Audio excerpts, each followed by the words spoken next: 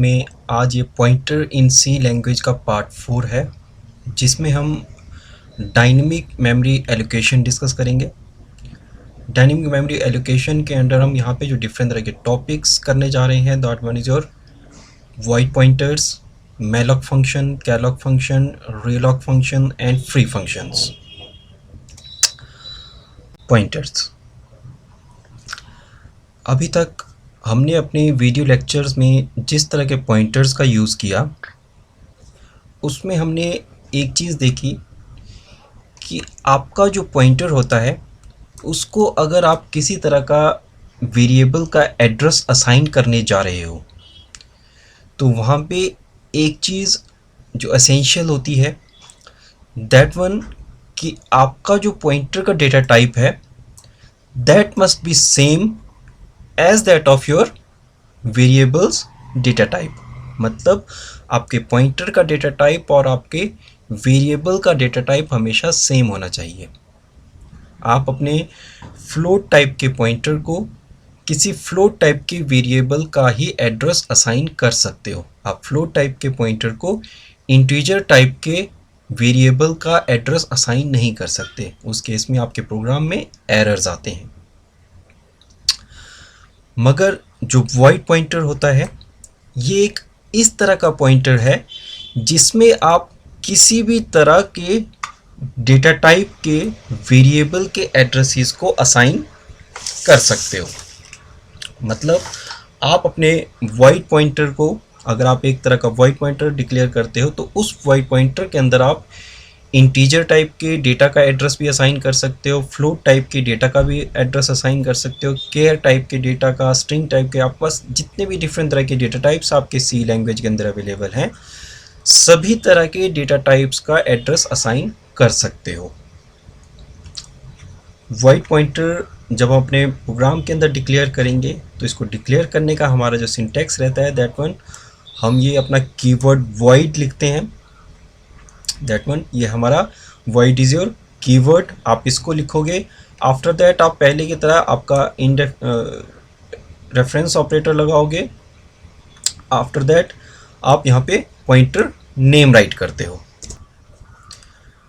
फिर आपका जो सिंटैक्स अपने वॉइड पॉइंटर को डिफाइन करने का रहता है, सबसे पहले आप वॉइड, आफ्टर दैट आपका indirection operator and pointer name. Pointer name आप अपनी मर्जी से कुछ भी लिख सकते हो, वो आपके ऊपर रहता है कि आप किस तरह का पॉइंटर नेम लिखना चाहते हो अपने प्रोग्राम के अंदर।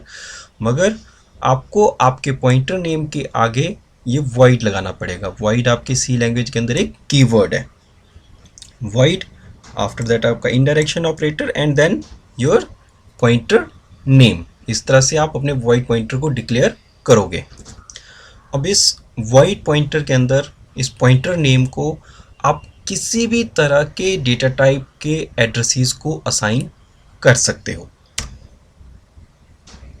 जब भी हम अपने प्रोग्राम के अंदर वॉइड पॉइंटर यूज़ करेंगे, तो उसमें आप एड्रेसेस को तो डायरेक्टली असाइन कर सकते हो, मगर अगर आपको अपने वॉइड पॉइंटर को डी रेफरेंस करना है, मींस आपके वॉइड पॉइंटर जिस मेमोरी एड्रेस की तरफ पॉइंट कर रहे हैं, उस एड्रेस से आपको वैल्यूज़ को एक्सट्रैक्ट करना है, उन वैल्यूज़ को आपको आउटपुट करना है, तो उस केस में हम डायरेक्टली आपका डी रेफरेंस ऑपरेटर लगा के, इनडायरेक्शन ऑपरेटर लगा के वैल्यूज़ को आउटपुट नहीं कर सकते हो। आपके वॉइड पॉइंटर से अगर आपको वैल्यू को डी रेफरेंस करना है, तो उस केस में आपको टाइप कास्टिंग यूज़ करनी पड़ेगी। आपको पहले आपके वॉइड पॉइंटर को एक तरह का डेटा टाइप प्रोवाइड करना पड़ेगा।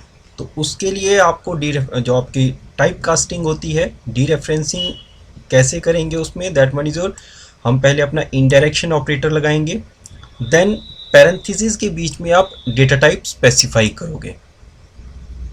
आपकी जो वैल्यू है वो आप जहाँ पे सेंड करना चाहते हो, किस रूप में सेंड करना चाहो, इंटीजर रूप में सेंड करना चाहते हो, आपको फ्लोट टाइप नहीं चाहिए, तो आपको पहले वो डेटा टाइप आपको यहाँ पे स्पेसिफाई करना पड़ेगा, जिसको हम कहते हैं टाइप कास्टिंग। यहाँ पे आप अपना डेटा टाइप लिखोगे, देन यहाँ पे आपका एस्ट्रिक साइन, पैरेंथेसिस क्लोज, और लास्ट में आप अपना पॉइंटर नेम राइट करोगे, और यहाँ पे आपका सेमीकोलन। तो इस तरह से आप अपने वॉइड पॉइंटर के थ्रू एड्रेसेस में जो वैल्यू स्टोर्ड है उनको आउटपुट कर सकते हो। सिमिलरली आपको अगर अपने वॉइड पॉइंटर के ऊपर किसी तरह के अरिथमेटिक ऑपरेशंस परफॉर्म करने हैं तो उससे पहले भी आपको टाइप कास्टिंग यूज़ करनी पड़ेगी। Without using the type casting आप अपने वॉइड पॉइंटर के ऊपर किसी भी तरह के अरिथमेटिक ऑपरेशंस को परफॉर्म नहीं कर सकते हो। अब इसी चीज़ को हम प्रोग्राम में देख लेते हैं। सपोज हम यहाँ पे एक वेरिएबल डिक्लेयर करते हैं a, असाइन 5, देन हम यहाँ पे एक वॉइड पॉइंटर डिक्लेयर करते हैं void star v, then v assign address of a।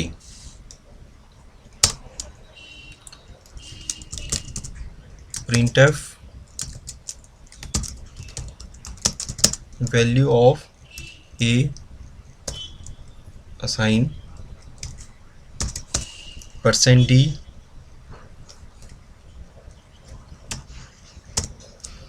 Comma. अब यहाँ पे हम थ्रू पॉइंटर, बेसिकली हम यहाँ पॉइंटर के लिए डी रेफरेंसिंग यूज़ करेंगे। थ्रू पॉइंटर हम a की वैल्यू को आउटपुट कर रहे हैं, तो उसके लिए हम यहाँ पे इंडायरेक्शन ऑपरेटर, आपकी वैल्यू इंटीजर टाइप है तो int star and after that pointers name.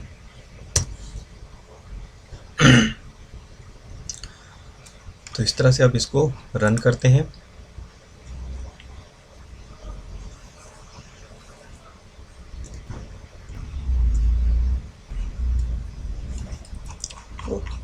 That one by using void pointer भी हमने अपने a की वैल्यू को आउटपुट कर लिया, मगर उससे पहले हमें क्या है टाइप कास्टिंग का यूज़ करना पड़ा ताकि आप अपने पॉइंटर के अंदर जो वैल्यू स्टोर्ड है उसको आप आउटपुट कर सको।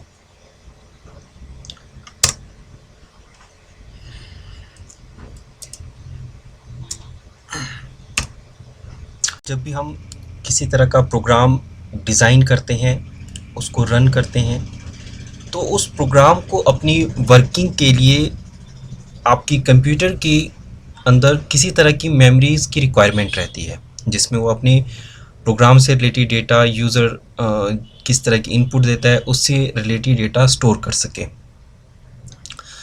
जब भी हम अपने प्रोग्राम को उसके रन होने से पहले किसी तरह की मेमोरी को एलोकेट करते हैं तो उसको कहा जाता है आपकी स्टैटिक मेमोरी एलोकेशन।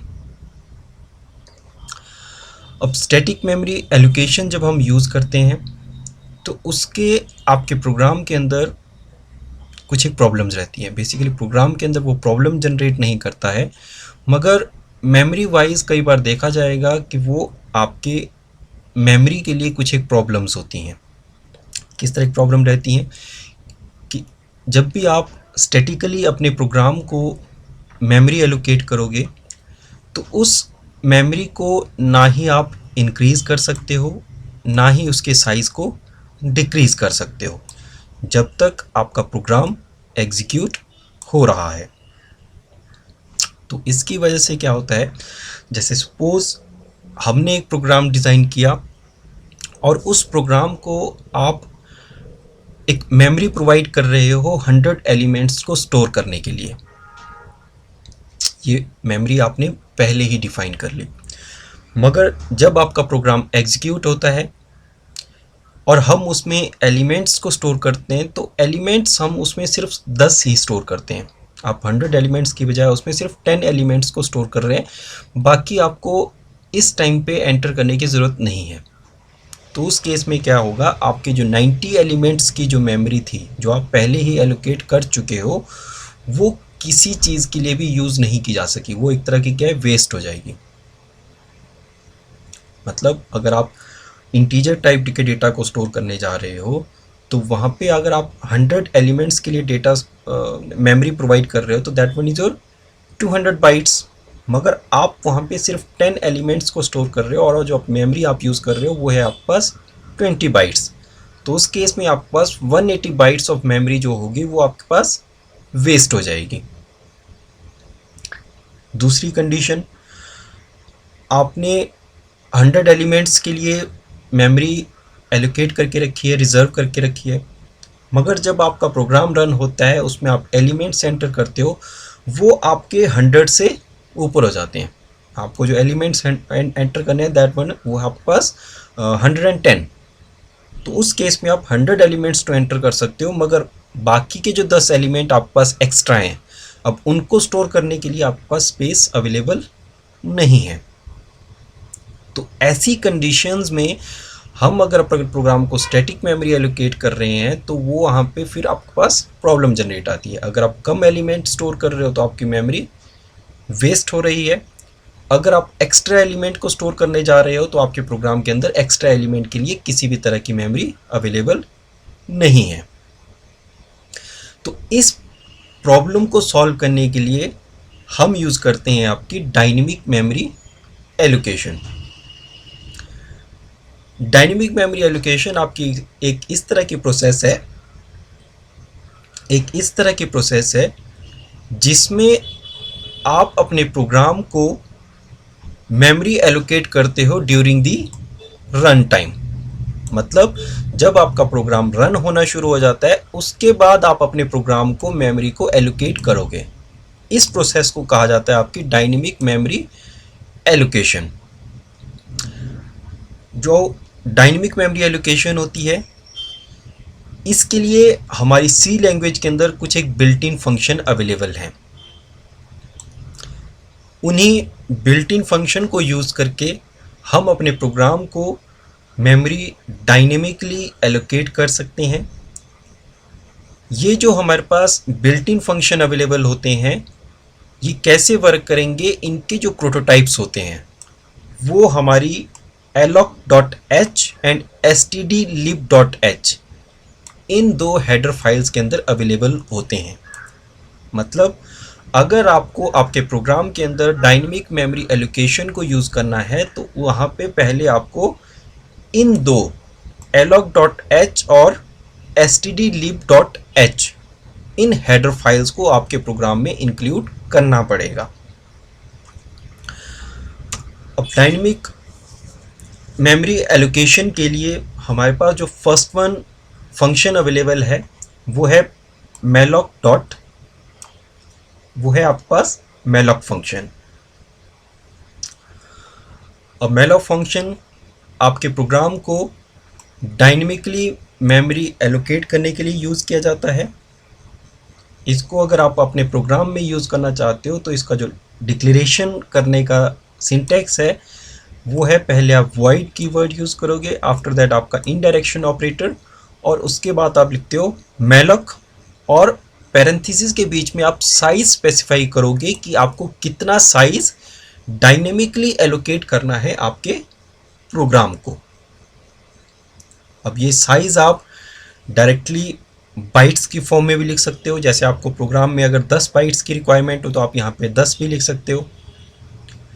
अगर आपको साइज़ मालूम नहीं है, आपको सिर्फ नंबर ऑफ करैक्टर्स या नंबर ऑफ वैल्यूज़ आप जो एंटर करने जा रहे हो वो आपको मालूम है, तो उस केस में आप यहाँ पे number of values into size of operator लगा के आप जिस भी तरह का डेटा टाइप स्पेसिफाई करोगे उसके अकॉर्डिंग बाइट्स आपके प्रोग्राम में यहाँ पे एंटर हो जाती हैं। जब भी आप malloc फंक्शन का यूज़ करोगे तो ये हमारे पॉइंटर को रिटर्न करता है towards the first byte of the allocated memory. आप अपने कंप्यूटर की मेमोरी में से जो मेमोरी डायनेमिकली एलोकेट करोगे, जब भी आपका malloc फंक्शन वर्क करेगा तो ये हमेशा आपके पॉइंटर को रिटर्न करेगा आपके फर्स्ट बाइट की तरफ। जहाँ से आपकी डायनेमिक मेमोरी स्टार्ट होती है उस मेमोरी के फर्स्ट बाइट की तरफ ही आपको रिटर्न करेगा।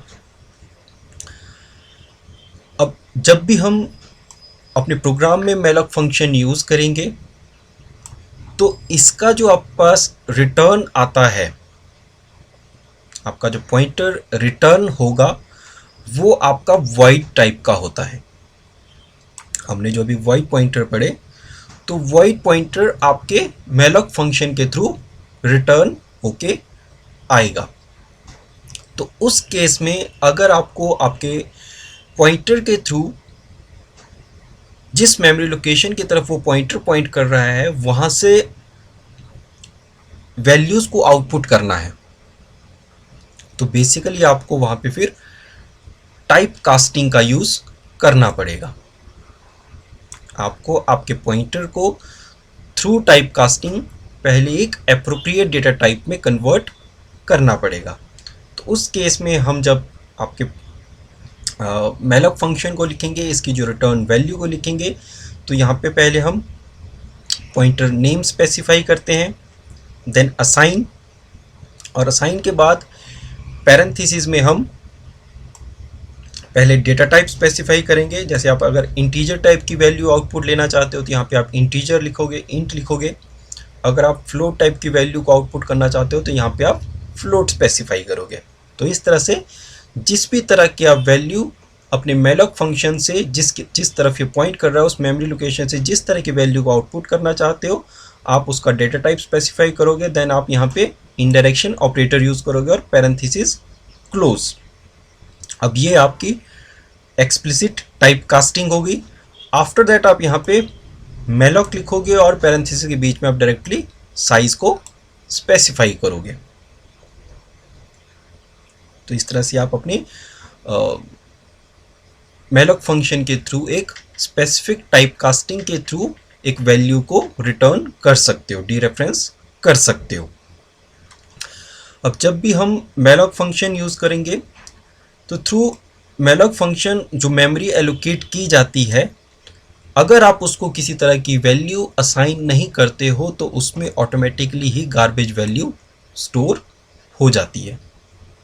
तो मतलब आपके अगर जितना भी मेमोरी स्पेस आपने थ्रू मैलॉक फंक्शन रिजर्व किया होगा उसमें अगर आप कोई वैल्यू खुद से स्टोर नहीं कर रहे हो, आप किसी तरह की वैल्यू इनिशियलाइज नहीं कर रहे हो, तो स्टार्टिंग में उसके अंदर आपके पास एक तरह की गार्बेज वैल्यू रहेगी। गार्बेज वैल्यू आपके पास कोई भी रैंडम नंबर आप वहाँ से आउटपुट कर सकते हो। अब अगर आप प्रोग्राम में मैलॉक फंक्शन को यूज़ करोगे तो उसको कुछ इस तरह से लिखा जा सकता है। पहले आप एक पॉइंटर डिक्लेयर करोगे, या आप कुछ भी कर सकते हो। आप जैसे यहाँ पे हमने इंटीजर टाइप का पॉइंटर डिफाइन किया है स्टार ptr, आपने पॉइंटर का नेम दे दिया, या आप कुछ भी लिख सकते हो। आफ्टर दैट आप जो पॉइंटर है उसको आप असाइन कर रहे हो मैलॉक की वैल्यू जो मेमोरी एड्रेस ये असाइन करेगा एक तरह का। तो उसके लिए हम यहाँ पे पहले टाइप कास्टिंग यूज़ करेंगे। हमारे पास इंट टाइप का पॉइंटर है तो यहाँ पे हम इंटीजर ही लेके चलेंगे, तो इंट स्टार, देन यहाँ से आप लिखोगे मैलॉक एंड 10। अब यहाँ पे हमने 10 यहाँ पे directly number of bytes provide किए हैं। मतलब आप इंटीजर टाइप का वेरिएबल इस मेमोरी लोकेशन को में स्टोर करोगे, तो यहाँ पे हम 10 बाइट्स प्रोवाइड कर रहे हैं। तो मतलब मैलॉक फंक्शन के थ्रू आप 5 इंटीजर्स के लिए, अगर आप 16 बिट का आर्किटेक्चर लेके चलते हो तो 5 इंटीजर के लिए एक स्पेस स्पेसिफाई कर रहे हो। अब इसी चीज़ को आप इस तरह से भी लिख सकते हो, first pointer assign int star आपकी type casting, then malloc parenthesis के बीच में 5 इंटू साइज ऑफ ऑपरेटर लगा के आपने पैरेंथेसिस में इंट। अब इस तरह से आपका जो साइज स्पेसिफाई आप करोगे, इसका फ़ायदा क्या होता है? इसका फ़ायदा आपके पास ये है, एक तो जैसे ये फर्स्ट वाली जो आपके पास कंडीशन आती है, यहाँ पे आपको मालूम है कि आप 5 एलिमेंट स्टोर करने जा रहे हो और आपके पास एक 16 बिट का आर्किटेक्चर अवेलेबल है। तो उस केस में तो आपको मालूम है कि आपको 5 एलिमेंट्स को स्टोर करने के लिए, 5 इंटीजर एलिमेंट्स को स्टोर करने के लिए 10 बाइट्स का स्पेस रिक्वायर्ड रहेगा। तो आपने यहाँ पे डायरेक्टली 10 लिख लिया। मगर इन केस आपने ये प्रोग्राम बनाया और आप इसको एक 32 बिट के आर्किटेक्चर के ऊपर रन करते हो, तो उस केस में क्या होगा, आपका जो 32 बिट का आर्किटेक्चर है वो इंटीजर एलिमेंट को स्टोर करने के लिए आपके पास 4 बाइट्स का स्पेस लेता है। तो उस केस में ये जो मैलॉक फंक्शन के थ्रू आपने एक मेमोरी एलोकेट की है, इसमें आप क्या सिर्फ 2 ही एलिमेंट्स को स्टोर कर सकते हो और 2 बाइट्स आपके पास खाली रह जाएंगे, तो प्रॉब्लम है। मगर उसी चीज़ को अगर आप इस तरह से लिख रहे हो तो आपको मालूम है आपको 5 एलिमेंट्स को एंटर करना है और यहाँ पे लेके चल रहे हो साइज ऑफ इंट। तो ये साइज ऑफ इंट आपका अकॉर्डिंग टू आर्किटेक्चर जनरेट होगा। अगर आप 16 बिट के आर्किटेक्चर पे काम कर रहे हो तो साइज ऑफ इंट के जो रिजल्ट आएगा दैट मीन इज 2, तो उस केस में 5 इंटू 2 10 बाइट स्पेसिफाई हो जाएंगे। अगर आप 32 बिट के आर्किटेक्चर पे काम कर रहे हो तो साइज ऑफ इंट यहाँ पे आएगा आपके पास 4, तो उस केस में 5 इंटू 4 20 बाइट्स आपके रिजर्व हो जाएंगे आपके 5 एलिमेंट्स को स्टोर करने के लिए। तो ये आपका नीचे वाला जो तरीका है इसे ज़्यादा एफिशिएंट है आपके प्रोग्राम के अंदर आपको मेमोरी को एलोकेट करने के लिए। अब अगर आप अपने मेलॉक फंक्शन के थ्रू किसी तरह की मेमोरी को एलोकेट करने जा रहे हो अपने मेमोरी ब्लॉक से, जिसको हम कहते हैं बेसिकली आपका हीप, आपके जो स्पेस अवेलेबल होता है, मेमोरी स्पेस जो अवेलेबल होता है जिससे आप अपनी मेमोरी को एक्सट्रैक्ट करके एलोकेट करना चाहते हो, उसको हीप कहा जाता है। तो इन केस जब आपने डायनेमिकली मेमोरी एलोकेट की, जिस जगह से आप डायनेमिकली मेमोरी एलोकेट करने जा रहे हो वहाँ पे किसी तरह का स्पेस अवेलेबल नहीं होता है, तो उस केस में आपका जो मेलॉक फंक्शन होता है ये नल रिटर्न करेगा, मतलब कुछ भी रिटर्न नहीं करेगा, आपके पास किसी भी तरह की आउटपुट नहीं आएगी। तो इस वजह से हमें अपने प्रोग्राम के अंदर कोई ऐसी कंडीशन हमेशा यूज़ करनी पड़ेगी जो हमेशा चेक करे कि आपके जब मेलॉक फंक्शन वर्क किया इससे किस तरह की वैल्यू रिटर्न हो रही है। अगर नल वैल्यू रिटर्न हो रही है तो उस केस में आपको पता चलना चाहिए कि आपके पास मेमोरी अवेलेबल नहीं है। अगर आप ये कंडीशन नहीं लगाओगे, आप डायरेक्टली प्रोग्राम राइट करते हो, आपने मेमोरी एलोकेट कर ली, आप किसी तरह के एलिमेंट्स को एंटर कर रहे हो या एलिमेंट की वैल्यू आउटपुट कर रहे हो, आपको प्रोग्राम के अंदर एरर आ जाएंगे या आपको प्रोग्राम में आप कुछ स्टोर ही नहीं कर पाओगे, आपका प्रोग्राम वर्क ही नहीं करेगा। तो उस केस में ये एरर को भी फाइंड आउट करना मुश्किल हो जाता है कि आपके पास किस तरह का एरर है, क्योंकि एरर जब आएगा वहाँ पे आपको इनसफिशिएंट मेमोरी कभी नहीं बताएगा कि आपने जो मेमोरी एलोकेट की है बेसिकली आपका प्रोग्राम मेमोरी फाइंड आउट ही नहीं कर पाया। तो प्रोग्रामर को, यूज़र को कैसे पता चले कि आपके प्रोग्राम में किस तरह की वैल्यू, किस तरह के एरर्स जनरेट हो रहे हैं। तो उस चीज़ को फाइंड आउट करने के लिए हम हमेशा एक कंडीशन राइट करेंगे जिसके थ्रू यूज़र को पता चल सके कि अगर आपका जो मेलॉक फंक्शन है ये नल वैल्यू रिटर्न कर रहा है, हम यहाँ पे बेसिकली इस नल वैल्यू का यूज़ करेंगे आपकी कंडीशन को बनाने के लिए कि अगर नल वैल्यू रिटर्न कर रहा है तो उसका मतलब है कि आपके प्रोग्राम को आपकी हीप से जो मेमोरी ब्लॉक है वहाँ से किसी भी तरह का मेमोरी स्पेस अवेलेबल नहीं हुआ है, वहाँ पे मेमोरी स्पेस अवेलेबल है ही नहीं। उसके लिए कंडीशन को लगाना नेसेसिटी है। अब इसी चीज़ को हम प्रोग्राम में करते हैं कि मेलॉक फंक्शन को प्रोग्राम में कैसे यूज़ किया जा सकता है। तो फर्स्ट वन हम यहाँ पे एक पॉइंटर डिक्लेयर करेंगे। पॉइंटर में हम मेलॉक के थ्रू आपके जो मेमोरी एलोकेट होगी उसका एड्रेस सेंड करेंगे। तो यहाँ पे हम एक x नाम का पॉइंटर डिक्लेयर करते हैं, then int i and n हम यहाँ पे ले रहे हैं नंबर ऑफ एलिमेंट्स के लिए, आप कितने एलिमेंट्स आप मेमोरी के अंदर स्टोर करना चाहते हो, तो उसके लिए आपको नंबर ऑफ एलिमेंट्स बताने पड़ेंगे। तो उसके लिए हम यहाँ पे n ले रहे हो। आफ्टर दैट printf, अब यहाँ पे हम एंटर नंबर ऑफ एलिमेंट्स, आप यहाँ पे एलिमेंट्स की वैल्यू एंटर करोगे, then scanf %d, address of n।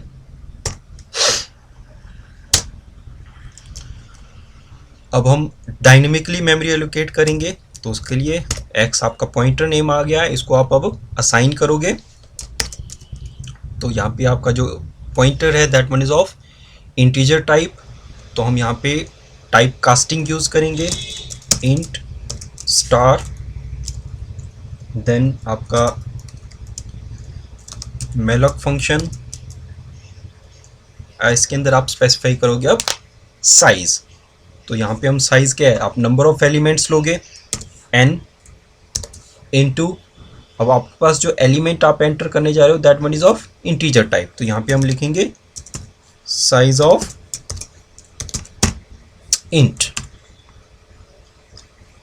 Condition if x the pointer value is equal to null, अगर ये नल हो जाती है तो मतलब आपका जो पॉइंटर है उसके लिए हम यहाँ पे जो स्पेस रिज़र्व कर रहे हैं, हमारे जो अब मेमोरी स्पेस है हम जिसको रिज़र्व करना चाहते हैं थ्रू मैलॉक फंक्शन, तो हमारे पास हमारे कंप्यूटर के मेमोरी में या जहाँ से भी हम मेमोरी हीप के थ्रू मेमोरी एक्सेस कर रहे हैं वहाँ पे हमारे पास किसी तरह की मेमोरी अवेलेबल नहीं है। तो उसके लिए यहाँ पे हम एक यूज़र के लिए मैसेज रखेंगे printf insufficient memory next line, and इसके बाद आपका जो प्रोग्राम है वो एग्जिट हो जाना चाहिए। तो यहाँ पे हम डायरेक्टली आपकी एग्जिट स्टेटमेंट का यूज़ करेंगे। नेक्स्ट, अगर आपकी ऊपर वाली कंडीशन फॉल्स हो जाती है देन हम यहाँ पे यूज़ करेंगे आपकी एल्स,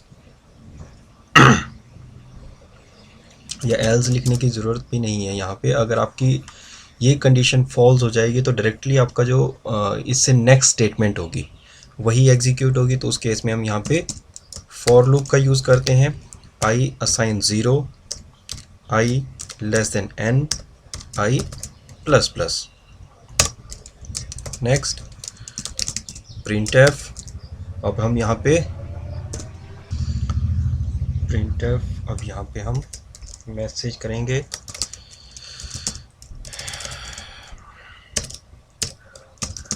एंटर एलिमेंट, एलिमेंट्स की वैल्यू एंटर करेंगे यहाँ पे, then scanf %d inverted commas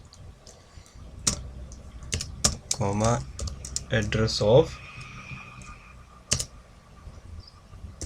sorry यहाँ पे एड्रेस नहीं आएगा, हम यहाँ पे पॉइंटर का यूज़ कर रहे हैं तो x प्लस i, आप पॉइंटर के साथ अर्थमेटिक ऑपरेशन परफॉर्म कर रहे हैं तो आपका जो x पॉइंटर है उसमें आपने यहाँ पे आपके जो मेमोरी आपने एलोकेट की है उसका फर्स्ट बाइट एड्रेस यहाँ पे स्टोर्ड है। तो जब इसके साथ हम अर्थमेटिक ऑपरेशन परफॉर्म करेंगे तो ये 1 बाय 1 आपके एक एक मेमोरी ब्लॉक को एक्सेस करता चलेगा। तो हम x प्लस आई हमने यहाँ पे किया,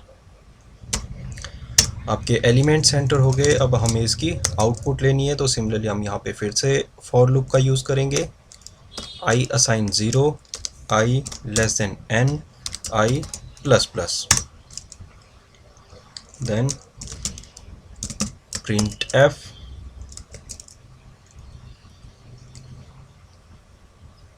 यहाँ पे हम लिखेंगे x, हम ith एलिमेंट करते चलेंगे तो यहाँ पे हम %d लेके चल रहे हैं इक्वल टू %d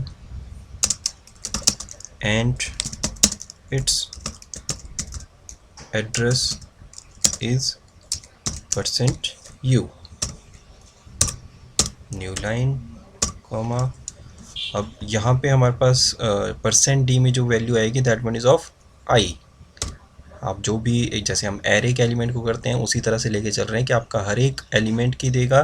तो यहाँ पे आपका ith एलिमेंट आएगा कॉमा, यहाँ पे आपकी %d में आपके पास इस पोजीशन के अंदर ये जो आपका मेमोरी एड्रेस आप असाइन कर रहे हो जिसके अंदर आपने एलिमेंट स्टोर किए हैं तो इससे आपके एलिमेंट्स को आपको एक्सट्रैक्ट करना है। तो यहाँ पे हम डीरेफरेंसिंग यूज़ करेंगे, तो यहाँ पे इनडायरेक्शन ऑपरेटर x प्लस आई इस तरह से कॉमा, यहाँ पे थर्ड पॉइंट पे हम यहाँ पे अब आपका जिस पोजीशन से एलिमेंट को एक्सट्रैक्ट किया गया उस पॉइंट की हम एड्रेस को आउटपुट करेंगे, यहाँ पे प्रिंट करेंगे। तो उसके लिए हम सिंपली लिखेंगे x plus I, that one.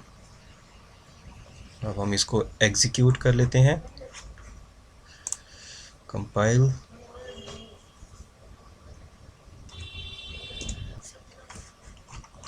यहाँ पे हम नंबर ऑफ एलिमेंट्स एंटर करेंगे, तो यहाँ पे हम जैसे 4 एलिमेंट्स एंटर करते हैं। नंबर ऑफ एलिमेंट्स हमारे 4 हैं, तो एलिमेंट्स की वैल्यू 12, 34, 56, 65 एंड इनकी आउटपुट। द x0 पे हम 12 कर रहे हैं, तो यहाँ पे हमने आपकी जो एलिमेंट्स थी उनकी वैल्यूज़ को एंटर किया। आफ्टर दैट आपकी ये वाली फॉर लूप एग्जीक्यूट हुई, जहाँ पे मेमोरी लोकेशंस पे हमने जो जो डेटा को सेव किया था हम उसको अब एक्सेस कर रहे हैं। तो इसके लिए x0 एलिमेंट पे आपने 12 स्टोर किया, और इसका जो मेमोरी के अंदर आपका एड्रेस असाइन था that one is your 740896। Second element आपका 34, address is 980, 56 address is 984 and 65 address is 988। तो by using the malloc operations आप अपने मेमोरी के ऊपर डिफरेंट तरह के एलिमेंट्स को एक कंजक्टिव मेमोरी लोकेशन प्रोवाइड कर रही हो, लाइक एन एरे। तो दैट्स इट। अब नेक्स्ट वन आपके पास आता है कैलॉग फंक्शन। अब कैलॉग फंक्शन जो है वो काफ़ी हद तक आपके malloc फंक्शन की तरह ही वर्क करता है। कैलॉग फंक्शन भी आपके प्रोग्राम को डायनेमिकली मेमोरी एलोकेट करता है, मगर कैलॉग में जो एक डिफरेंस आता है पहला, कि आपका जो कैलॉग फंक्शन है इसका यूज़ किया जाता है आपके प्रोग्राम में मल्टीपल ब्लॉक्स ऑफ मेमोरी को एलोकेट करने के लिए। malloc के थ्रू हम जो मेमोरी एलोकेट करते हैं वहाँ पे सिर्फ एक सिंगल ब्लॉक एलोकेट किया जाता है। आप एक साइज़ बता लेते हो कि आपको 10 एलिमेंट स्टोर करने हैं, 20 एलिमेंट स्टोर करने हैं, 30 एलिमेंट स्टोर करने हैं, तो आप वहाँ पे एक स्पेस पहले से डिफाइन कर लेते हो, जहाँ पे हम उस पूरे स्पेस का सिर्फ एक ब्लॉक बना के उसको एलोकेट किया जाएगा। मगर अगर आपको अपने प्रोग्राम में मल्टीपल डिफरेंट तरह के ब्लॉक्स की रिक्वायरमेंट होती है, तो उस केस में हम यूज़ करते हैं आपका कैलॉग फंक्शन। इसको जो डिक्लेयर करते हैं, डिक्लेयर करने का तरीका है आपका पहले void, then indirection operator, then calloc लिखोगे, और पैरेंथेसिस के बीच में आप यहाँ पे 2 आर्ग्यूमेंट स्पेसिफाई करते हो। malloc के केस में आप सिंगल एक आर्ग्यूमेंट स्पेसिफाई कर रहे थे, कैलॉग के फंक्शन के अंदर आप 2 आर्ग्यूमेंट्स को स्पेसिफाई करोगे। First one is your n और दूसरा है आपके पास साइज, जहाँ पे ये जो n है वो आपका नंबर ऑफ ब्लॉक्स सिग्निफाई करता है, और साइज आपका स्पेसिफाई करता है हर एक ब्लॉक का साइज आपको क्या चाहिए। हम जैसे यहाँ पे आपका आगे दिया भी गया है कि आपका जो malloc होता है वो आपके कैलॉग की तरह ही दोनों वर्क करते हैं, मगर आपके कैलॉग और malloc में 2 डिफरेंसेस यहाँ पे आते हैं। फर्स्ट वन कि आपका जो कैलॉग फंक्शन होता है वो 2 आर्ग्यूमेंट्स लेता है। First argument number of blocks बताता है कि आपको आपके प्रोग्राम के अंदर कितने ब्लॉक्स को रिजर्व करना है। सेकंड जो आर्ग्यूमेंट होता है वो बताता है कि आपका हर एक जो आप ब्लॉक यूज़ करना चाहते हो आप उसका साइज़ क्या रखोगे। अब इसको आपके प्रोग्राम में जब आप डिक्लेयर करोगे तो दैट वन, फर्स्ट वन आप पॉइंटर नेम असाइन। अब बेसिकली इस पॉइंटर को हम कैलॉग के थ्रू जो मेमोरी रिज़र्व की जा रही है उसके फर्स्ट बाइट का एड्रेस यहाँ पे असाइन किया जाएगा, तो इसलिए हम पॉइंटर असाइन। अब यहाँ पे भी हम अगेन आपकी टाइप कास्टिंग यूज़ करेंगे, क्योंकि कैलॉग के थ्रू भी हमेशा आपके पास वॉइड पॉइंटर ही रिटर्न होता है। तो वॉइड पॉइंटर के थ्रू अगर आपको वैल्यू को आउटपुट करना है तो पहले उसका हमें टाइप कास्टिंग करनी पड़ती है। तो यहाँ पे भी हम टाइप कास्टिंग यूज़ कर रहे हैं। इंट स्टार, यहाँ पे आप डेटा टाइप कुछ भी लिख सकते हो, ज़रूरी नहीं यहाँ पे इंट होगा। आप जिस तरह की वैल्यू आउटपुट करने जा रहे हो उसका डेटा टाइप आप यहाँ पे लिखोगे। तो ये एग्जांपल के लिए हम जैसे हम यहाँ पे इंट स्टार देन कैलॉग और इसमें आप अब दो चीज़ें स्पेसिफाई करोगे। फर्स्ट वन, यहाँ पे एक नंबर आएगा जो ये बताएगा कि आप कितने नंबर ऑफ ब्लॉक्स को रिजर्व करना चाहते हो, और दूसरा साइज। अब यहाँ पे हम साइज ऑफ इंट लिख के चल रहे हैं कि आपके पास 5 ब्लॉक्स को आपने रिजर्व करना है, और हर एक ब्लॉक का आपका जो साइज है वो आपके साइज ऑफ इंट के बराबर, मतलब 2-2 बाइट्स के साइजेस को आप रिजर्व कर रहे हो। अब दूसरा जो आपके पास डिफरेंस आता है कैलॉक और मेलॉक के केस में, थ्रू मेलॉक फंक्शन जब हम मेमोरी को रिजर्व करते हैं तो उसमें अगर आप पहले से कोई वैल्यू इनिशियलाइज नहीं करते हो तो आपके मेलॉक के थ्रू उन मेमोरी स्पेसेस में आपकी गार्बेज वैल्यू ऑटोमेटिकली स्टोर हो जाती है। मगर अगर आप कैलॉक फंक्शन यूज़ कर रहे हो तो थ्रू कैलॉक फंक्शन जब भी आप मेमोरी को रिजर्व करोगे तो वो मेमोरी लोकेशंस आपकी ऑटोमेटिकली ही इनिशियलाइज हो जाती हैं ज़ीरो को, मतलब ज़ीरो आपका ऑटोमेटिकली उस मेमोरी लोकेशन में स्टोर हो जाएगा। नेक्स्ट, अगर आप जो मेमोरी एलोकेट कर रहे हो जिस हीप के थ्रू, जिस मेमोरी के थ्रू, अगर वहाँ पे आपके पास किसी तरह का सफिशेंट स्पेस अवेलेबल नहीं होता है तो उस केस में आपका जो कैलॉक फंक्शन है ये भी एक नल वैल्यू रिटर्न करेगा। तो मतलब कैलॉक फंक्शन के केस में भी आपको एक कंडीशन स्पेसिफाई करनी पड़ेगी जिसके बेसिस पे आपके प्रोग्राम के थ्रू आप आउटपुट ले सको कि आपके प्रोग्राम को मेमोरी एलोकेट हुई है या नहीं हुई है। अब इसी चीज़ को हम अपने प्रोग्राम में देख लेते हैं।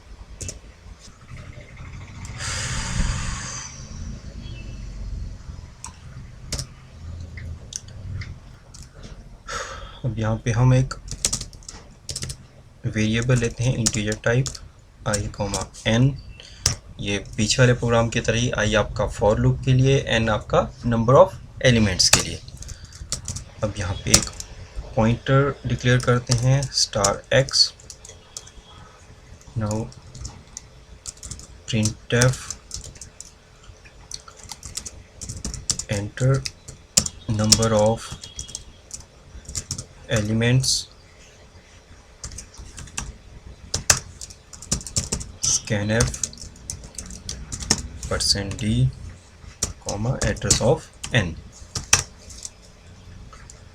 नाउ हमारा जो पॉइंटर है, अब इस पॉइंटर को हम अपना कैलॉक फंक्शन के जो मेमोरी एलोकेट होगी उसके एड्रेस को प्रोवाइड करते हैं। तो उससे पहले हमें टाइप कास्टिंग यूज़ करनी पड़ेगी।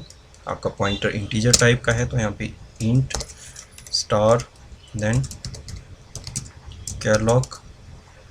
यहाँ पे हम साइज स्पेसिफाई करेंगे, जैसे 5 एलिमेंट्स को 5 ब्लॉक्स की हमें रिक्वायरमेंट है, और हर एक जो ब्लॉक है उसका जो साइज़ हमें चाहिए that mean your size of int, मतलब 5 ब्लॉक्स होंगे और 5 ब्लॉक्स में हमें 2-2 बाइट्स का स्पेस चाहिए। Then condition if x not equal to null.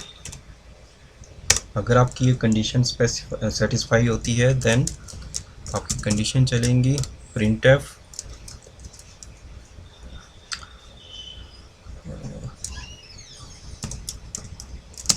Data is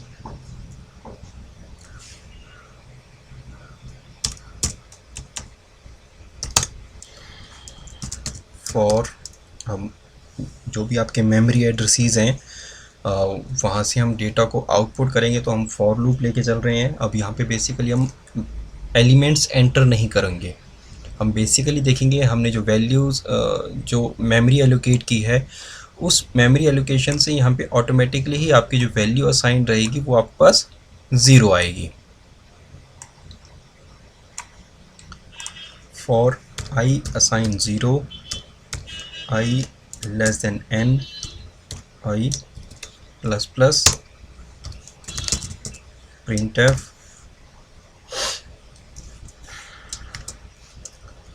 x %d equal to %d and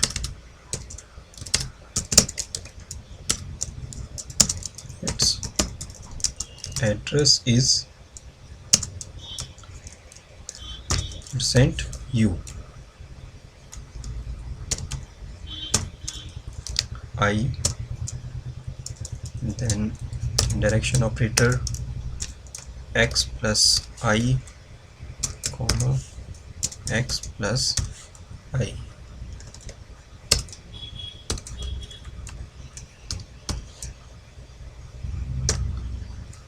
That one,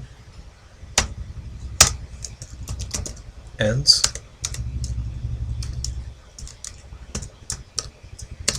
printf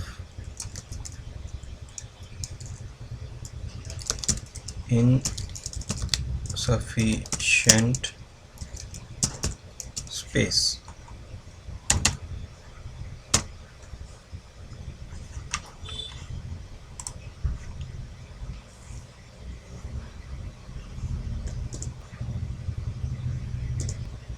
sorry, यहाँ पे हमने फुल स्टॉप लगा दिया, सेमीकोलन था।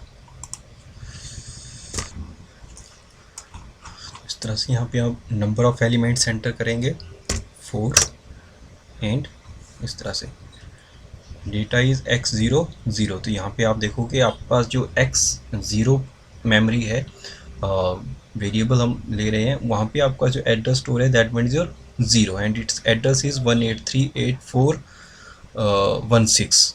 x1 एलिमेंट इस पे भी आपके पास 0 है, और इसमें आपके पास जो सॉरी कहाँ गया,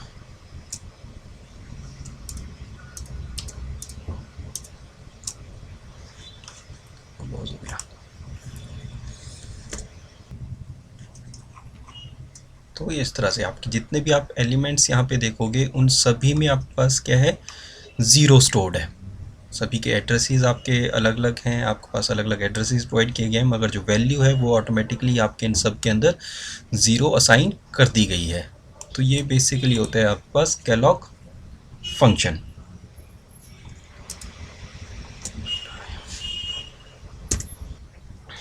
अब नेक्स्ट वन आपके पास जो फंक्शन है, third one, that one is your realloc function. Realloc function का बेसिकली काम होता है आपके मेमोरी को रीएलोकेट करने के लिए।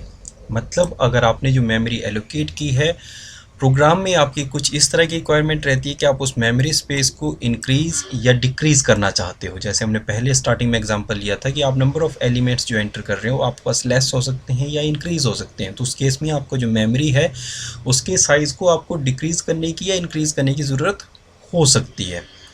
तो इन केसेस में अगर आपने मेलॉक और कैलॉग फंक्शन के थ्रू किसी तरह की मेमोरी डायनेमिकली एलोकेट की है, तो उस मेमोरी स्पेस को, जो रिजर्व्ड मेमोरी स्पेस है, उसको फिर से रीएलोकेट करने के लिए, उसके साइज़ को इंक्रीज़ और डिक्रीज़ करने के लिए हम रीलॉक फंक्शन का यूज़ करते हैं। जब भी हम रीलॉक फंक्शन के थ्रू अपने मेमोरी ब्लॉक के साइज़ को अल्टर करेंगे, उसको इंक्रीज़ और डिक्रीज़ करेंगे, तो उस केस में अगर उन मेमोरी ब्लॉक्स में आपके पास किसी तरह का डेटा पहले से स्टोर रहता है तो उसमें किसी तरह के चेंजेस नहीं आते हैं। आपका जो डेटा होता है वो लॉस्ट नहीं होता है, वो आपको वहीं पे इंटैक्ट रहेगा। जब भी आप रीलॉक फंक्शन को यूज़ करना चाहोगे तो इसको जो डिक्लेरेशन आप करते हो that one is your void, then indirection operator realloc लिखोगे, देन पैरेंथेसिस के बीच में आपका पॉइंटर। बेसिकली ये पॉइंटर हम वो यूज़ करेंगे जिस पॉइंटर को आपने मेलॉक और कैलॉग के थ्रू मेमोरी एड्रेसेस प्रोवाइड किए हैं। जैसे हम लास्ट केस में जैसे ये वाला केस है, तो यहाँ पे हम कैलॉग के थ्रू हमने एक मेमोरी एलोकेट की और उस मेमोरी का जो एड्रेसेस, जो स्टार्टिंग बेस एड्रेस था, वो आपने इस पॉइंटर के अंदर स्टोर किया। तो यहाँ पे हम इसी पॉइंटर का यूज़ करेंगे। आप यहाँ पे पॉइंटर का नेम दोगे, कॉमा यहाँ पे आप यूज़ करोगे न्यू साइज़। अब आपने जो मेमोरी एलोकेट की है उसका साइज़ आप इंक्रीज़ करना चाहते हो तो आप बिगर साइज़ लिखोगे, उसको छोटा करना चाहते हो, आपको कम साइज़ इसकी रिक्वायरमेंट हो, आप लेसर साइज़ प्रोवाइड करोगे। तो मतलब यहाँ पे आपको नंबर ऑफ़ बाइट्स में आपको साइज़ प्रोवाइड करना है कि आपको जो मेमोरी रीएलोकेट करने जा रहे हो उसका न्यू साइज़ आपको क्या रखना है। अब जैसे यहाँ पे हम रीलॉक को ही यूज़ कर रहे हैं, तो यहाँ पे हम एक ptr पॉइंटर लेके चल रहे हैं जिसका हम मेमोरी एड्रेस प्रोवाइड करेंगे जो आपका रीलॉक के थ्रू असाइन हो रहा है। यहाँ पे आपका टाइप स्पेसिफायर, अगेन हम यहाँ पे टाइप कास्टिंग यूज़ करते हैं, इंट स्टार लेके चल रहे हो। उसके बाद आपका रिलॉक एंड पैरेंथेसिस के बीच में आपका यहाँ पे फिर से पॉइंटर का नेम, जो मेमोरी एड्रेस, जो आपका रिजर्व्ड स्पेस है जिसको आप चेंज करना चाहते हो, उसका एड्रेस जिस पॉइंटर के अंदर स्टोर्ड है उसका नाम लिखेंगे। आप इसी पॉइंटर के अंदर न्यू एड्रेस को भी सेव कर सकते हो, इसीलिए यहाँ पे हमने सेम एड्रेसेस लिए हैं। तो pointer name comma new size आपका जो भी होगा वो नंबर आप यहाँ पे लिख दोगे। तो इस तरह से आप अपने प्रोग्राम में इस चीज़ को यूज़ कर सकते हो। अब अगर हम रिलॉक फंक्शन का यूज़ अपने प्रोग्राम के अंदर कर रहे हैं, तो इन केस आपके इस पॉइंटर के अंदर, या ये पॉइंटर जहाँ पे आपने अपने मेलॉक या कैलॉक के थ्रू जो एड्रेसेस एलोकेट हुए हैं उसके स्टार्टिंग एड्रेस को सेव किया हुआ है।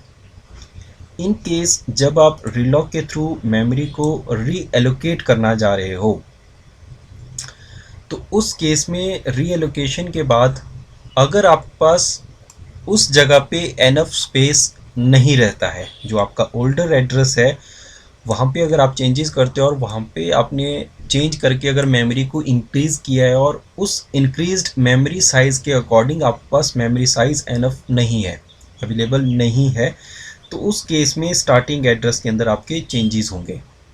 आपका जो स्टार्टिंग एड्रेस है उस केस में आपका जो मेमोरी ब्लॉक है वो किसी नई मेमोरी स्पेस की जगह किसी नई लोकेशन के ऊपर सारे के सारे डेटा को स्टोर किया जाएगा। तो उस केस में आपका जो एड्रेस होगा वो भी चेंज हो जाएगा। मतलब आप ये एक आपके पास मेमोरी स्पेस है जिसमें आपने डेटा को स्टोर किया था, अब इसमें आप अगर चेंजेस करना चाहते हो, आप इसको एक्सटेंड करना चाहते हो, मगर ये जो एक्सटेंडेड मेमोरी स्पेस है इसके लिए आपके पास स्पेस अवेलेबल नहीं है। तो उस केस में ये आपका जो ओल्डर ब्लॉक है ये पूरा पूरा कॉपी होके आपके किसी नई लोकेशन के ऊपर चला जाएगा। तो उस केस में आपका जो पुराना डेटा यहाँ का था ये सेम का सेम आपका यहाँ पे कॉपी हो जाएगा और आपका एक्सटेंडेड मेमोरी स्पेस भी आपको अवेलेबल हो जाएगा। तो उस केस में पॉइंटर के अंदर आपने जो एड्रेस स्टोर किया था ये इसका स्टार्टिंग एड्रेस था, जो कुछ भी हो सकता है, आपका कोई भी नंबर हो सकता है। अब ये स्टार्टिंग एड्रेस भी आपका नए पॉइंटर में जब आप एलोकेट करोगे तो वो चेंज हो जाएगा।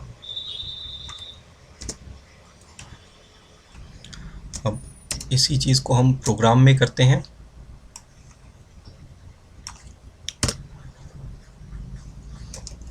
लेट सपोज हमारे पास एक स्ट्रिंग अवेलेबल है जिसको आपने str पॉइंटर के थ्रू सेव किया हुआ है।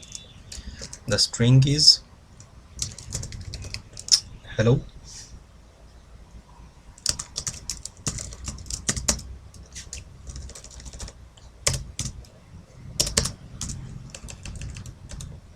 Hello students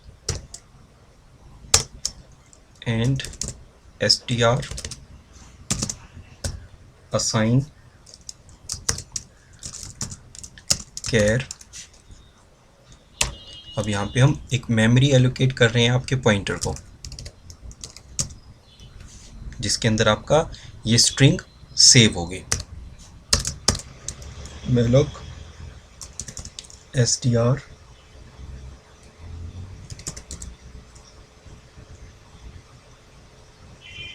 short. अब हम अपने str पॉइंटर को एक मेमोरी एलोकेट करते हैं, उसका एड्रेस str के अंदर स्टोर करते हैं। तो char star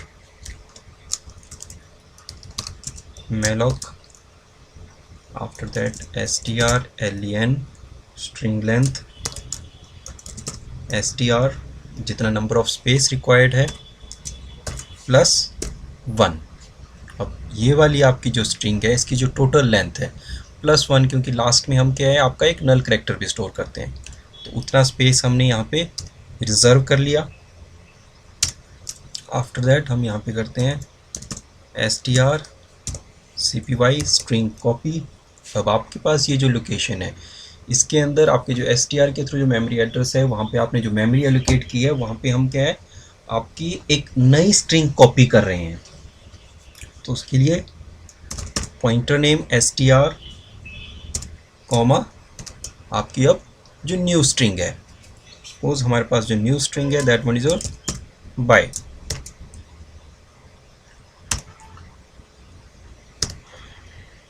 then printf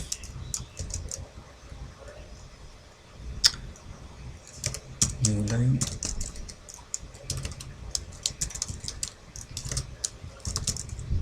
string is equal to %s comma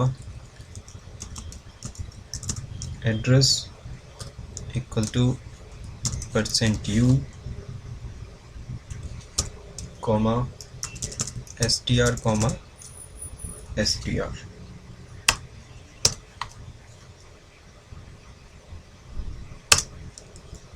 now str assign, अब यहाँ पे हम जो मेमोरी है उसको रीएलोकेट करने जा रहे हैं। char reloc pointer name str comma now that one is your 20 bytes हम यहाँ पे रिजर्व करेंगे।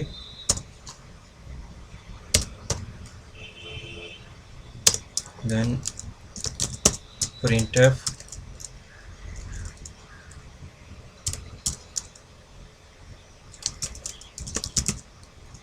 string is equal to %s comma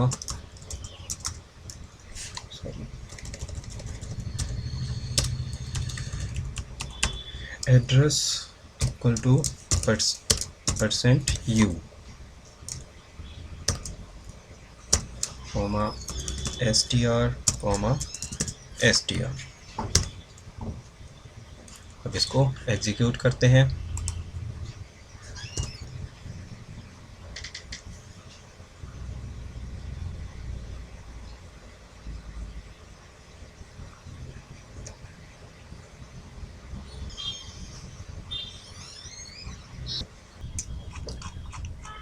तो इस तरह से आपके पास आउटपुट आपकी स्क्रीन के ऊपर शो होगी। अब यहाँ पे ये आपकी फर्स्ट स्ट्रिंग है बिफोर रीएलोकेशन और ये है आपकी आफ्टर रीएलोकेशन। अब दोनों के जो मेमोरी एड्रेसेस हैं यहाँ पे आप सेम हैं, क्योंकि हमारे पास यहाँ पे पीसी के अंदर जो मेमोरी अवेलेबल है वो काफ़ी ज़्यादा है। अगर आपके पास किसी तरह के मेमोरी कंस्ट्रेंट होते तो आपकी ये जो मेमोरी एलोकेशन है इसमें जब एड्रेसेस होंगे वो भी चेंज हो जाता। सेकंड टाइम जब आपने मेमोरी रीएलोकेट किया है उसके बाद इसके एड्रेसेस में चेंज आ जाते हैं। अगर आपके पास कंस्ट्रेंट हो गया, आपके पास इनसफिशिएंट स्पेस आ जाता या कुछ इस तरह की प्रॉब्लम होती जिसकी वजह से आपका जो डेटा है वो एक लोकेशन से दूसरी लोकेशन पे मूव करना पड़ता, तो उस केस में आपके जो एड्रेसेस होते हैं वो भी चेंज हो जाते हैं। मगर हमारे पास अभी इस तरह की कोई प्रॉब्लम नहीं है, तो आपके जो मेमोरी एड्रेसेस हैं वो भी आपके सेम ही रहेंगे। अब नेक्स्ट वन आपके पास जो फंक्शन आता है वो है आपके पास फ्री। अब जब भी हम अपने कंप्यूटर में डायनेमिकली किसी तरह की मेमोरी को एलोकेट करते हैं तो वो डायनेमिकली एलोकेटेड मेमोरी ऑटोमेटिकली आपके प्रोग्राम में रिलीज़ नहीं होती जब तक आपका प्रोग्राम ख़त्म नहीं हो जाता, उसकी जो एग्जीक्यूशन है वो एंड नहीं होती। टिल एंड आपके प्रोग्राम में जितनी भी मेमोरी आप डायनेमिकली एलोकेटेड करोगे वो आपके प्रोग्राम के साथ इंटैक्ट रहेगी, वो वहीं पे आपकी ऑक्युपाइड रहेगी। तो इस वजह से आपका जो मेमोरी आपने डायनेमिकली एलोकेट की है आप उसको प्रोग्राम में दोबारा यूज़ नहीं कर सकते जब तक आपका प्रोग्राम एंड ना हो जाए।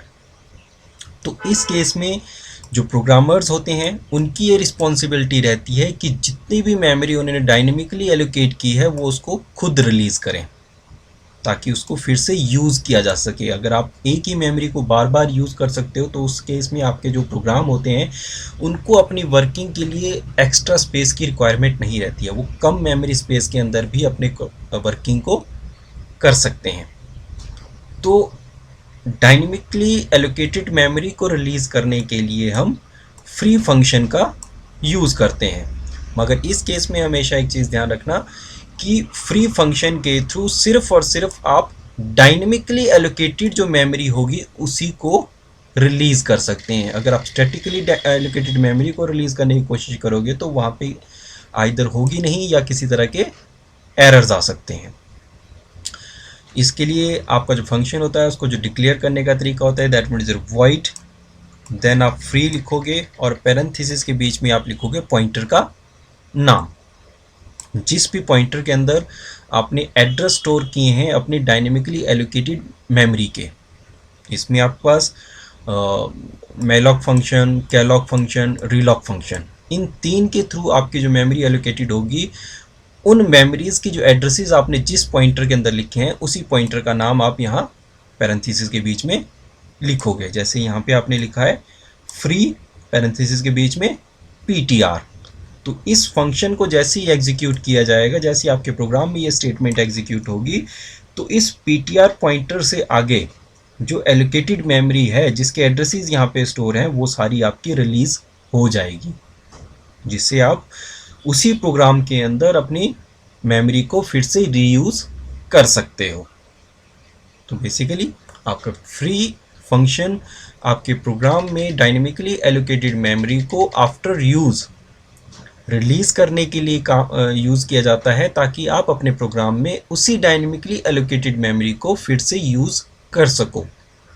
अगर आप फ्री नहीं करोगे तो अगर आप किसी तरह के फंक्शन बार बार कॉल कर रहे हो या किसी तरह की मेमोरी को यूज़ कर रहे हो तो अगेन एंड अगेन आपकी एक नई मेमोरी लोकेशन को रिज़र्व किया जाएगा, तो जिससे आपके पास एक लार्ज अमाउंट ऑफ मेमोरी की आपको रिक्वायरमेंट रहेगी। तो उस चीज़ को सॉल्व करने के लिए हम जब भी एक आपका फंक्शन वर्क कर रहा है या आप डायनेमिकली किसी तरह की मेमोरी एलोकेट कर रहे हो, उसके अंदर आपने जो प्रोग्राम स्टोर किया है अगर उसका काम ख़त्म हो जाता है, आपको प्रोग्राम में दोबारा वो चीज़ नहीं करनी है, तो आप उस मेमोरी को रिलीज़ करके फिर से यूज़ कर सकते हो। तो उसी यूज़ के लिए हम यूज़ करते हैं आपका फ्री फंक्शन। तो ये आपके 4 डिफरेंट तरह के फंक्शंस थे जिनको हम डायनेमिक मेमोरी एलोकेशन में यूज़ करते हैं। फर्स्ट वन आपका मेलॉक फंक्शन, सेकंड आपका calloc function and third one is your realloc function. Malloc function और कैलॉक फंक्शन इन दोनों का यूज़ डायनेमिक मेमोरी एलोकेशन के लिए किया जाता है। मेलॉक फंक्शन के थ्रू आप एक ग्रुप ऑफ मेमोरी, एक ब्लॉक ऑफ मेमोरी को रिज़र्व कर सकते हो अपने किसी काम के लिए। मेलॉक फंक्शन के थ्रू जब भी आप एक मेमोरी ब्लॉक को रिज़र्व करोगे, अगर आप उसमें किसी तरह की वैल्यू स्टोर नहीं करते हो तो उसमें हमेशा आपके पास एक गार्बेज वैल्यू स्टोर रहती है। अगर आप कैलॉक फंक्शन का यूज़ करते हो तो कैलॉक फंक्शन आपके मेमोरी के अंदर एक ग्रुप ऑफ ब्लॉक्स को मेमोरी रिज़र्व करने में काम आता है, जहाँ पे आप एक से ज़्यादा ब्लॉक्स बना सकते हो।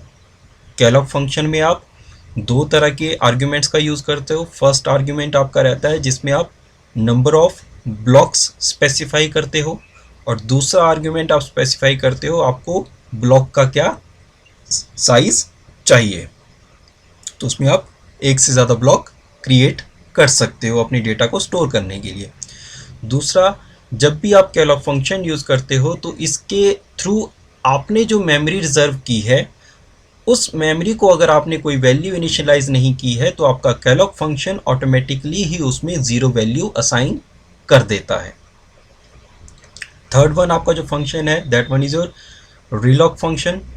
रीलॉक फंक्शन का यूज़ होता है अगर आपने किसी तरह की मेमोरी डायनेमिकली एलोकेट की है। मेलॉक फंक्शन के थ्रू या कैलॉक फंक्शन के थ्रू आपने जो मेमोरी एलोकेट की है उस एलोकेटेड मेमोरी, रिजर्व मेमोरी के अंदर आपको अगर किसी तरह के चेंजेस चाहिए, आप उसका साइज़ इंक्रीज़ करना चाहते हो या साइज़ डिक्रीज़ करना चाहते हो, तो इस चीज़ के लिए हम फिर अपने रीलॉक फंक्शन का यूज़ करते हैं। रीलॉक फंक्शन के थ्रू जब भी आप अपने प्रोग्राम की मेमोरी को अल्टर करोगे, उसके साइज़ को इंक्रीज़ या डिक्रीज़ करोगे, तो उस मेमोरी लोकेशन के अंदर अगर आपने पहले से कोई डेटा स्टोर किया है वो आपका लूज़ नहीं होगा। रीएलोकेशन के टाइम पे अगर आपका डेटा किसी नई लोकेशन पे मूव करने की ज़रूरत पड़े तो आपका डाटा पुरानी लोकेशन से पूरा का पूरा नई लोकेशन के ऊपर मूव कर जाता है। एंड फोर्थ वन आपके पास जो फंक्शन है वो है आपके पास फ्री फंक्शन। जब भी हम डायनेमिकली किसी तरह की मेमोरी को एलोकेट करते हैं तो आपका प्रोग्राम उस मेमोरी को ऑटोमेटिकली रिलीज नहीं करता है। वो मेमोरी आपके प्रोग्राम के एंड तक ऑक्युपाइड रहती है, चाहे उसका यूज़ किया जा रहा है या यूज़ नहीं किया जा रहा है, वो हमेशा आपकी ऑक्युपाई रहेगी। तो अगर आपका प्रोग्राम उस रिजर्व्ड मेमोरी को यूज़ नहीं कर रहा है तो उस टाइम पे ये प्रोग्रामर की रिस्पॉन्सिबिलिटी बनती है कि वो उस रिजर्व्ड मेमोरी को डी एलोकेट करे, उसको फ्री करे, ताकि उस मेमोरी का आपके प्रोग्राम में फिर से यूज़ किया जा सके। डायनेमिकली एलोकेटेड मेमोरी को रिलीज़ करने के लिए हम फ्री फंक्शन का यूज़ करते हैं।